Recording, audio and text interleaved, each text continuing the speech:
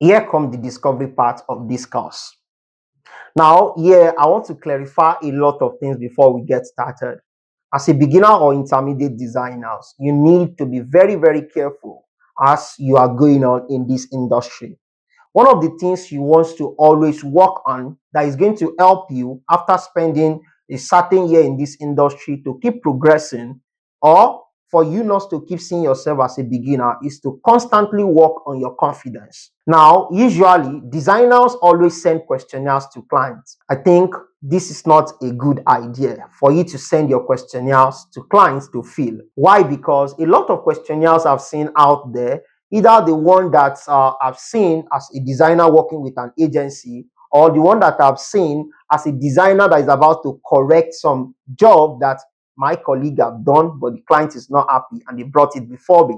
Then I go through their questionnaires, or probably some free resources that have been shared on design groups, and I go through them, or went through them rather, and I go to see that there's a lot of jargons that clients would never understand, not to talk of providing accurate results to it. And it's a questionnaire. There's a little to what you can explain inside a questionnaire for somebody to understand. So for that reason, you all know how you collect your information from clients. However, if you want to collect information for clients on brand identity system, should in case you want to create your own questionnaire by yourself, if peradventure you don't want to follow the templates that I'm going to be giving you in this course, you can as well take note of these things. Your questionnaire should be divided into 8 categories. That is 8 parts. For the one I'm using here in this course, which you can have access to in this description part of the video, is categorized into 8 sections,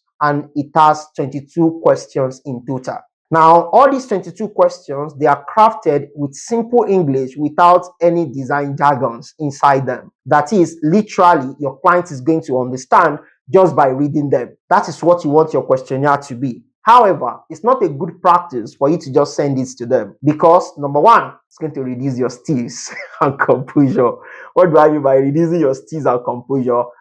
It's that you want to build confidence of facing your clients, talking to them directly. So it's better you schedule a session whereby they are going to come on a video call and you have your questionnaire with you that is going to serve as guide to the questions you want to ask them during the discovery section. So that's what you should do. A client that cannot spare time for this particular project, that simply means that they don't really value it. If they value it, they will make time for it. And I'm very sure all clients out there, they value their brand. For that reason, they will make time for it. Good. So your client now is on call with you. What are the questions you want to ask them? The very first question you want to ask is under the first section, which is your business overview. Under this business overview, what and what do you want to ask your client? Number one, you want to know about the name of the business. Number two, you want them to provide you some brief description of the business. Then number three, you want to know if there is a particular history or story behind the business. You see, these 3 questions will let you understand why they start and why they do what they do. Because sometimes you might be looking for logo inspiration, and the inspiration that will actually solve this particular problem that you're about to solve for you in terms of creating logo for them is there in their history. So if you don't know the history of the business, you might probably go out of way. And do you know what? Clients usually get attached more to their history than anything. From my experience so far, working with businesses as a designer working with an agency, or as a freelance designer, these have helped me a lot to sell my ideas to clients. Knowing the history of the business or knowing the history of the name, should in case the name sounds so kind of unique or funny to you or anyhow, you want to know the story behind that name. Because if you tailor the solution of their logo to their story, they get attached to it. And mind you, they are the first person to buy before their target audience. Now look at something. Oftentimes, we always confuse the idea of our logo to be something to resonate with the target audience. We are going to tackle that in this case, because what the target audience actually wants to buy is not the look of the logo or the color. It's about the emotion around it. And that's the reason why you have to understand the persona of the business you are working on. So if you know their persona, that helps you to get their audience attracted to the brand and helps you to sell to the client successfully. I hope you understand this. Go to the second phase of this questionnaire, which is about the target audience themselves. And what are the questions you have to ask about their target audience? The questions you want to ask about their target audience is very, very simple.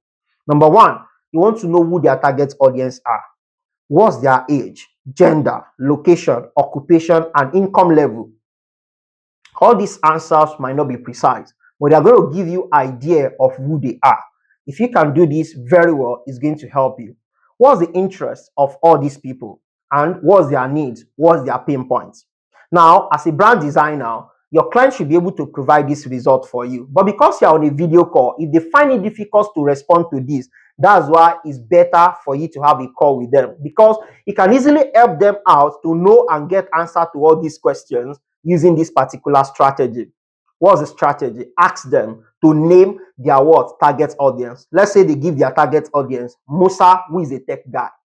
So what's the problem or challenges that is facing Musa that their products can solve? So if they answer that question, the second thing you need to ask them is that why do Musa need to solve this problem? That is, you want to know the impact of this problem in Musa's life. Then the third thing is, why is Musa not getting solution? So the fourth thing is, what exactly is going to make Musa happy? So if they can answer these four questions, it helps you to determine what the psychographic part of Musa, which is their target audience, because the psychographic part is the most important part that you want to know about their target audience. And then goes to the fifth questions. So if there's any specific segment of their client that they want to really serve, because specific segment of their clients, because if I say I'm targeting beginners and intermediate designers, for example, there are some segments of the beginners and intermediate designers that I'm targeting. I'm not targeting those who have not known how to use laptop before, but those who are already in the business, but they are finding it hard to catch up. Have you seen now? So there's a segment that I'm looking up to. Do you understand where I'm coming from? The same thing can be to your client. So out of all these target audience that you're looking at, is there a specific segment of them that you really want? However, you are going to get what? The answer to all of these questions as regard the brand that we are working with. Check the link in the description part of this video. All right, so if you ask all these 7 questions under the target audience, then the next thing you want to go into is the brand positioning and the competitors. So under this place, you have to ask about 5 questions as well. So the very first question you want to ask is that who are their top 3 competitors? Yeah. So if you know their first 3 competitors, you write them down. So everybody in the industries are competing with them, even outside their industry. Yes, outside their industry, but that's a talk for another day. We always think that the competitors that our client needs to overcome are those in their industry, but in most cases, people outside their industry are also threats to them. But here we are asking about 3 competitors in their industry. But when you are working on the research, you also have to pay attention to other industry that can be a threat to your clients. So if you ask all these questions in this section, you want to ask them what differentiates their business from theirs. They should know. And then how they want their brand to be perceived among their what? Comparison. So if they compare their brand to their competitors, how do they want their brand to be perceived? Then you can ask the question like, what makes their business unique? And you can as well ask them, what are their brand strengths and weakness?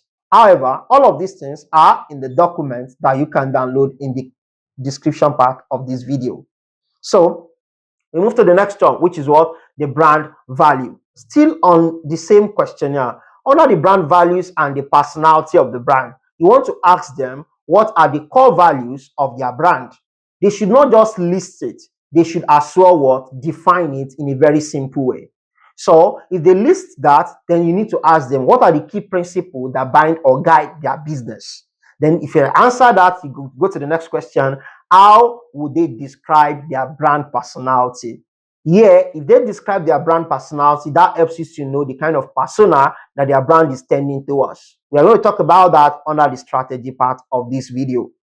All right, so the next place is the visual and the aesthetic preference. And the other page after that is their brand messaging and what? Communication.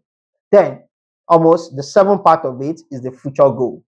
After the future goal, then you ask about the additional information. I'm trying to save your time. Instead of listing out the whole of the 22 questions, you can just check the description part of the video and get what? The document download.